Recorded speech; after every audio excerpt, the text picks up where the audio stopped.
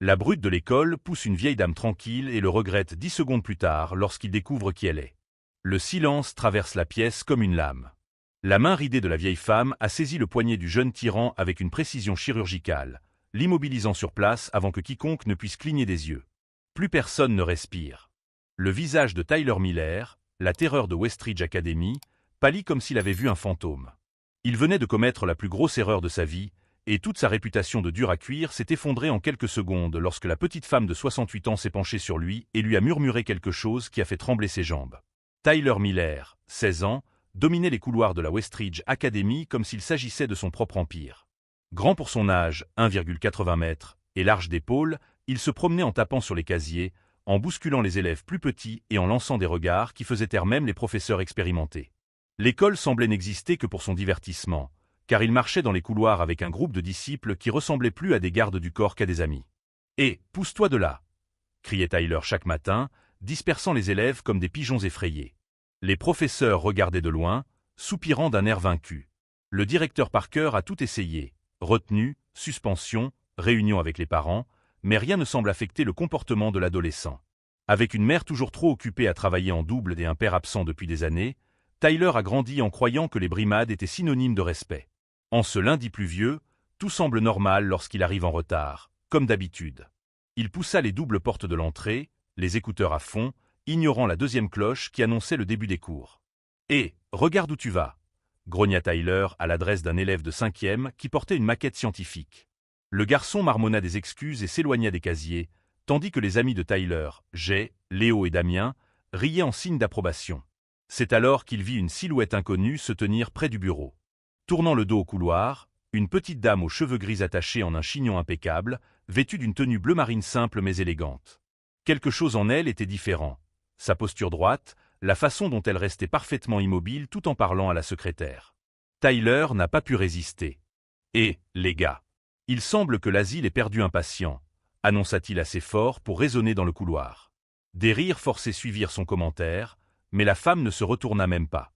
Cette absence de réaction l'irrita profondément.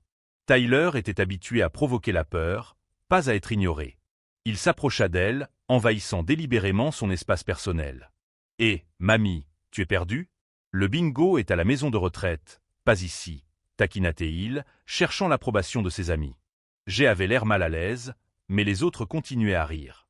Lorsqu'elle continua à l'ignorer, quelque chose se brisa en lui. D'un geste rapide, Tyler lui poussa l'épaule, pas assez fort pour la blesser, mais suffisamment pour la déséquilibrer, du moins le croyait-il. Ce qui se passa dans les 10 secondes qui suivirent allait changer la vie de Tyler Miller pour toujours. Si vous appréciez cette histoire, n'oubliez pas de vous abonner à la chaîne pour ne pas manquer les prochains rebondissements. La femme n'a pas bougé d'un centimètre sous la poussée. Au contraire, elle se retourna lentement, ses yeux sombres rencontrant les siens avec une intensité qui lui fit faire un pas involontaire en arrière. Sans un mot, elle tendit le bras et lui saisit le poignet avec une fermeté surprenante. « Jeune homme, dit-elle d'une voix basse et contrôlée, vous venez de commettre 3 graves erreurs. Premièrement, vous avez jugé quelqu'un sur son apparence. Deuxièmement, vous avez utilisé la force contre quelqu'un que vous pensiez plus faible. Troisièmement, fit-elle en marquant une pause, un léger sourire se dessinant sur ses lèvres, tu m'as prise pour cible. » Tout le couloir se figea. Même la secrétaire s'arrêta de taper, observant la scène avec des yeux écarquillés. Qui était cette femme qui, d'un simple geste, avait fait taire la plus grande brute de l'Académie Westridge? Ce que Tyler ne savait pas, c'est que cette femme à l'allure frêle avait un passé qui ferait trembler même les hommes les plus durs. Quel est le secret de cette femme mystérieuse? Et comment Tyler réagira-t-il lorsqu'il découvrira qui il a réellement défié? Bureau du directeur. Maintenant. La voix de la secrétaire tremblait tandis qu'elle parlait, ses yeux passant nerveusement de Tyler à la mystérieuse femme. Les élèves se pressaient au bord du couloir, chuchotant et montrant du doigt la scène extraordinaire à laquelle ils venaient d'assister. Tyler tenta de se libérer, mais la poigne de la vieille femme était étonnamment ferme. « Laissez-moi partir », siffla-t-il, mais son ton habituel d'intimidation avait été remplacé par quelque chose de plus proche de la panique. « Avec plaisir », répondit-elle en relâchant son poignet d'un geste fluide. « Après vous », fit-il en direction du bureau du directeur, un sourire serein sur son visage ridé. Dans le bureau du proviseur Parker, l'atmosphère était chargée.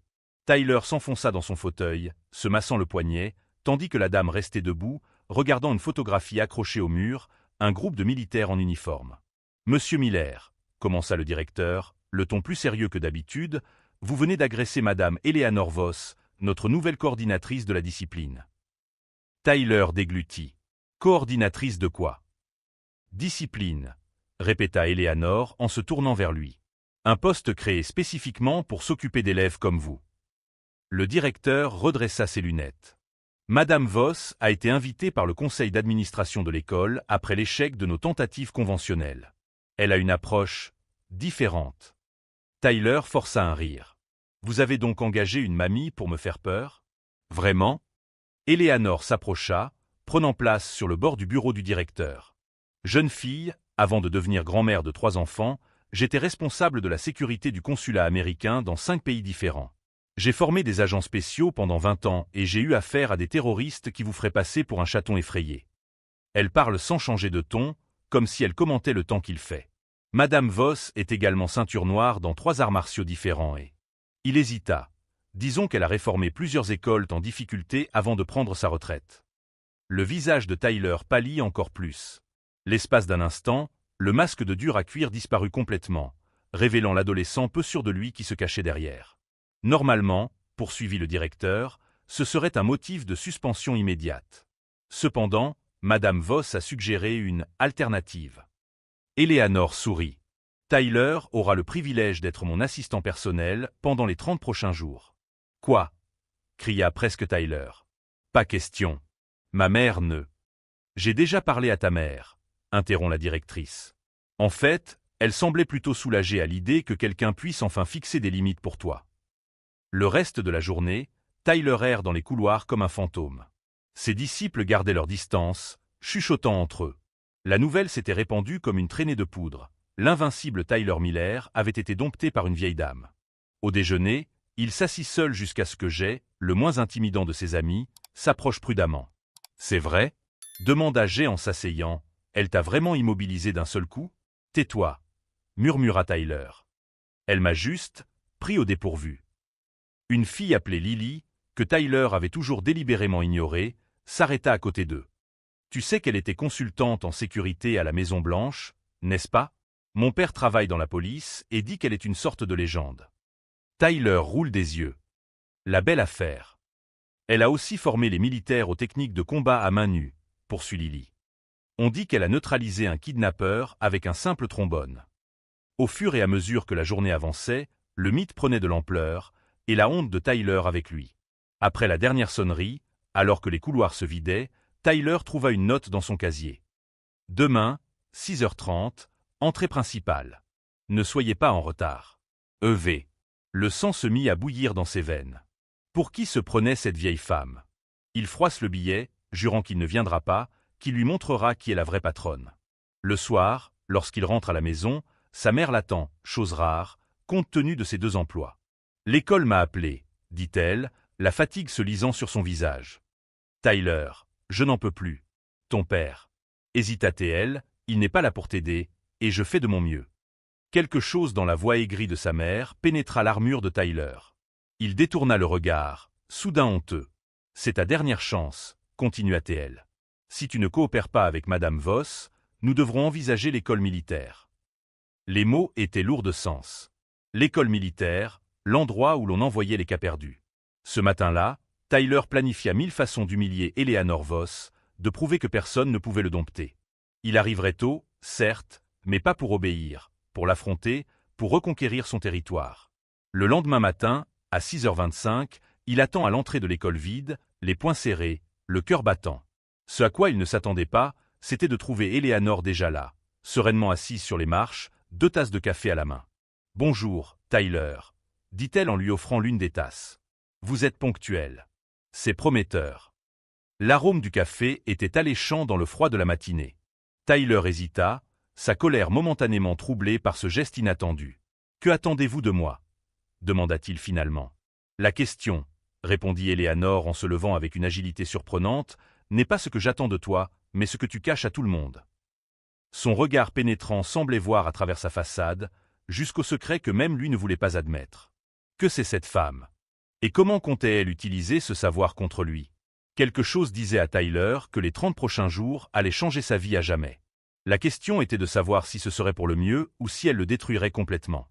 Le petit déjeuner avec Eleanor Voss devint une routine au cours des jours suivants. Tyler arrivait à contre-cœur, mais ponctuellement, alors que le soleil se levait encore à l'horizon. Chaque matin, un café chaud l'attendait, ainsi que des tâches qu'il considérait comme humiliantes. Organiser des dossiers disciplinaires, transporter du matériel, aider les élèves plus jeunes en difficulté. « Vous me transformez en concierge glorifié », se plaint Tyler le 4e jour, alors qu'il transporte des cartons de livres à la bibliothèque. Eleanor sourit, son pas ferme suivant le sien sans effort apparent. « Non, je t'enseigne ce que personne n'a voulu te montrer. Comment servir quelque chose de plus grand que ton ego. » Dans les couloirs, les regards avaient changé. Les étudiants ne se détournaient plus avec crainte, mais regardaient Tyler avec curiosité, certains même avec pitié. Ses anciens disciples l'évitaient comme si sa chute était contagieuse. « Il te manque » demanda Éléonore, remarquant que Tyler regardait Léo et Damien passer de l'autre côté du couloir, faisant semblant de ne pas le voir. « Ils n'étaient pas vraiment mes amis », admit-il, surpris de sa propre honnêteté. Le 10e jour, un événement inattendu se produit. En rangeant la réserve d'équipements sportifs, Tyler trouve une vieille photo encadrée cachée dans des cartons poussiéreux, une équipe de basket-ball de 1998. Ses yeux s'arrêtent sur un visage familier. Il demande « C'est toi ?» lorsqu'Eleanor apparaît dans l'embrasure de la porte. Elle prend la photo et passe ses doigts sur le verre poussiéreux. « Oui, j'ai été formatrice ici pendant 3 ans, avant d'entrer dans le service de sécurité du gouvernement. Pourquoi êtes-vous revenu ?» Eleanor le fixa avec une intensité troublante. « À cause de garçons comme toi, Tyler. Et à cause de la promesse que j'ai faite à ton grand-père. » Le monde de Tyler sembla se figer. « Mon grand-père » Robert Miller. Nous avons travaillé ensemble au consulat de Beyrouth. Il parlait beaucoup du petit-fils qu'il n'a jamais rencontré. Elle lui rend la photo. Lorsque le directeur Parker m'a appelé, j'ai immédiatement reconnu votre nom de famille. La révélation frappe Tyler comme un coup de tonnerre. Son grand-père, l'homme dont sa mère racontait rarement les histoires, avait connu cette femme. La colère monta en lui, un sentiment familier et confortable. « Tu m'espionnes ? Tu m'espionnes ? Tu me suis ?» accuse-t-il en jetant la photo dans la boîte. « Non, j'honore une promesse. Ton grand-père est mort en protégeant des innocents. Il n'approuverait pas de voir son héritage terni par un petit-fils qui terrorise les faibles. » La vérité trancha comme un couteau. Tyler sortit en claquant la porte, furieux, confus et honteux. Cet après-midi-là, la tempête qui couvait depuis des jours éclata enfin. Pendant le déjeuner, Darren Clay, l'autre brute de l'école, commença à harceler Jay, le seul ancien ami qui saluait encore Tyler de temps en temps. « Et, le traître !» taquine Darren en repoussant le plateau de Jay et en renversant son repas. « Tu parles encore à l'animal de compagnie de ta grand-mère ?» Tyler regardait de loin, la fureur familière grandissant dans sa poitrine. Dans le passé, il aurait ignoré ou même participé à l'humiliation. Mais quelque chose avait changé. Lorsque Darren poussa Jay contre le mur, Tyler bougea. Non pas avec la violence incontrôlée d'avant, mais avec un calme effrayant qui rappelait étrangement Eleanor. « Assez !» dit-il en se plaçant entre Darren et Jay. « Regardez ça !» ricana Darren en s'adressant à la foule qui se formait. Le chiot de la vieille dame a pris de nouveaux tours. Tyler ne recule pas. « Sais-tu pourquoi elle m'a choisi comme assistant, Darren ? Pour m'apprendre les techniques qui permettent de mettre à terre des types 2 fois plus gros que moi. Veux-tu une démonstration ?» Le bluff a fonctionné, en partie. Darren hésita, puis se lança. Tyler, cependant, n'a pas riposté comme tout le monde s'y attendait.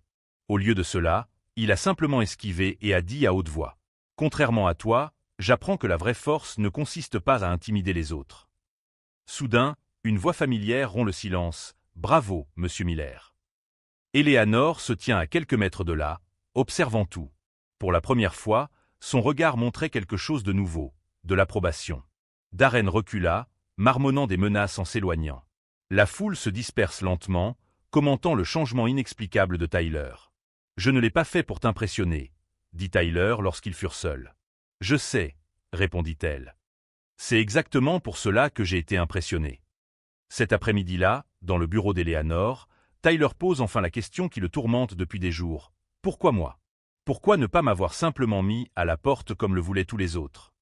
Eleanor ouvrit un tiroir et en sortit une enveloppe jaunie. « Ton grand-père m'a donné ceci avant de mourir. Il m'a demandé de la donner à son fils, ton père. Je n'ai jamais réussi à le retrouver. » Tyler prend l'enveloppe d'une main tremblante. À l'intérieur se trouvait une lettre et une médaille militaire. « Ton grand-père n'est pas mort d'une crise cardiaque comme on te l'a dit », explique doucement Eleanor. Il s'est sacrifié pour sauver une école lors d'une attaque terroriste. Il a sauvé 27 enfants. Les larmes que Tyler avait réprimées pendant des années commencèrent à couler. Mon père n'a jamais parlé de lui. Puis il est parti et vous avez décidé qu'il valait mieux être craint qu'ignoré, ajoute Eleanor. Mais il y a une autre sorte de force, Tyler. Celle qu'avait ton grand-père. À ce moment-là, quelque chose s'est brisé à l'intérieur de Tyler Miller, non pas de la destruction, mais de la libération. Des années de colère contenue, de sentiments d'abandon, de construction de murs autour de lui. « Que dois-je faire maintenant » demanda-t-il, la voix brisée. Eleanor sourit, non pas de pitié, mais de compréhension. Recommencez. Et cette fois, construisez quelque chose qui honore le sang qui coule dans vos veines. En quittant l'école ce jour-là, Tyler se sentait différent, plus léger, mais aussi plus fort, d'une manière qu'il n'avait jamais connue auparavant. Pouvait-il vraiment changer? Et comment les autres réagiraient-ils au nouveau Tyler qui commençait à émerger? Les semaines qui suivirent furent le théâtre d'une métamorphose qui laissa l'Académie Westridge sous le choc. Tyler Miller, l'ancienne terreur des couloirs, marchait désormais avec une assurance tranquille qui attirait les regards perplexes. Ce n'était pas de la soumission, c'était une force différente, une force qui n'avait pas besoin d'être écrasée pour faire ses preuves. Par une froide matinée d'automne, Tyler arriva pour trouver Eleanor en train d'organiser une nouvelle exposition dans l'entrée principale, Héros anonymes, une galerie de photos de personnes ordinaires ayant accompli des actes extraordinaires. Au centre, encadré dans du bois sombre, se trouvait une photo de son grand-père. « Pourquoi faites-vous cela » demande Tyler, la voix brisée. « Parce que certaines histoires doivent être racontées » répond Eleanor. « Surtout pour ceux qui ont besoin de modèles. » La nouvelle de l'existence du grand-père héros de Tyler s'est rapidement répandue. Les élèves qui avaient auparavant craint de le voir le regardaient maintenant avec curiosité, certains même avec admiration. Mais tout le monde n'est pas impressionné. Lors de la cérémonie d'ouverture de l'exposition, Darren est apparu avec ses partisans. « Alors maintenant, tu es le petit-fils d'un héros », se moque-t-il, suffisamment fort pour que tout le monde l'entende. « C'est pathétique. Tu joues les gentils juste pour impressionner la vieille dame. » Tyler sentit la chaleur familière de la colère remonter le long de son cou, ses poings se serrant automatiquement. Mais il remarqua alors qu'Éléonore l'observait de loin, non pas avec inquiétude, mais avec anticipation. Comme s'il s'agissait de l'épreuve finale. « Mon grand-père a sauvé des enfants qu'il ne connaissait même pas, » répondit Tyler calmement. « Que as-tu jamais fait pour quelqu'un d'autre que toi-même, Darren ?» Le silence qui suivit fut rompu par Lily, la fille que Tyler avait l'habitude d'ignorer. « Quand mon frère est tombé de son vélo la semaine dernière, dit-elle en s'avançant, Tyler s'est arrêté et l'a aidé à rentrer chez lui. Il l'a porté sur 3 pâtés de maison. J'ajoute, et il m'aide en maths après l'école. » L'un après l'autre, les autres élèves commencent à raconter de petites histoires sur le nouveau Tyler, des gestes simples qui auraient été impensables quelques mois auparavant. Darren recula, le rictus mourant sur ses lèvres face à cette vague de soutien inattendu. « Si tu veux savoir ce qu'est la vraie force, » dit Tyler en tendant la main à Darren, « tu peux te joindre à nous pour le projet communautaire de samedi. Nous rénovons le centre de loisirs. » Darren regarda la main tendue comme s'il s'agissait d'un serpent, mais quelque chose dans son regard avait changé. Peut-être la première lueur de doute sur son propre chemin. Le lendemain après-midi, Tyler trouva Eleanor dans son bureau, en train de ranger des cartons. « Tu pars » demanda-t-il, surpris. Elle sourit. « Mon travail ici est terminé. Mais cela ne fait que 25 jours. Je pensais que ce serait 30. Nous n'avons pas besoin de plus de temps. Tu as déjà trouvé ce que tu cherchais. » Tyler fronce les sourcils. « Qu'est-ce que c'était ?»« Ton véritable héritage, » répondit-elle en lui tendant une petite boîte. Elle appartenait à ton grand-père. Il avait l'habitude de dire que la vraie force est celle qui élève les autres, et non celle qui les démolit. À l'intérieur de la boîte se trouvait une vieille boussole en bronze parfaitement conservée. « Pour les moments où l'on se sent perdu, » explique Eleanor. « Tous les tyrans ne sont pas mauvais par nature, Tyler. Certains ont juste perdu leur chemin. » Le dernier jour d'école d'Eleanor, une surprise l'attendait à l'entrée. Des dizaines d'élèves forment un couloir, chacun tenant une petite pancarte avec des messages de remerciement. Et devant tout le monde se tenait Tyler, à côté de sa mère. « J'ai bénéficié d'un jour de congé spécial, » explique Madame Miller, les larmes aux yeux. « Je voulais vous remercier personnellement d'avoir ramené mon fils à la vie. » Tyler n'avait jamais vu sa mère pleurer ainsi, non pas de tristesse, mais de soulagement et de fierté. Le directeur Parker remit à Eleanor un certificat d'honneur. « Vous avez fait ce qu'aucun d'entre nous n'aurait pu faire. » Eleanor secoue la tête. Eleanor secoue la tête, ce n'était pas moi. C'était lui. Elle désigna Tyler. Je lui ai juste montré le chemin.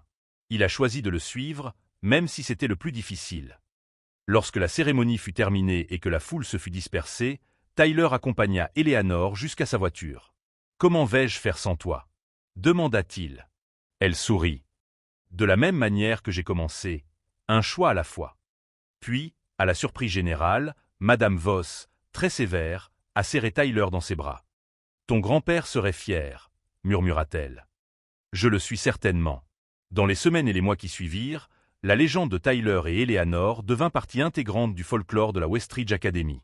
Un rappel vivant que les gens peuvent changer, que la vraie force vient de l'intérieur, et que parfois le plus grand acte de courage est d'abandonner la personne que l'on pensait devoir être pour devenir qui l'on est vraiment. La boussole en bronze est restée sur la table de chevet de Tyler, non seulement en souvenir d'un grand-père qu'il n'a jamais connu, mais aussi comme le symbole d'une promesse qu'il se fait chaque jour. Même dans les tempêtes les plus sombres, il y aura toujours un chemin pour rentrer à la maison. Cette année-là, la Westridge Academy a enregistré une baisse de 70% des incidents liés aux brimades. Tyler a créé un programme de mentorat pour les élèves plus jeunes. Et même Darren a fini par trouver le chemin de la rédemption. Car parfois, tout ce dont nous avons besoin, c'est que quelqu'un croie que nous pouvons être meilleurs que nous ne le sommes. Même si cette personne se présente sous la forme improbable d'une vieille dame tranquille qui, lorsqu'elle est provoquée, peut changer des vies en seulement 10 secondes. Si cette histoire vous a touché au cœur et vous a fait réfléchir au pouvoir de la transformation personnelle, n'oubliez pas de vous abonner à la chaîne pour d'autres histoires inspirantes comme celle-ci. Faites-nous savoir dans les commentaires si vous avez déjà été témoin ou si vous avez vécu un changement aussi profond. Parfois, c'est la rencontre la plus inattendue qui peut redéfinir qui nous sommes et qui nous pouvons devenir.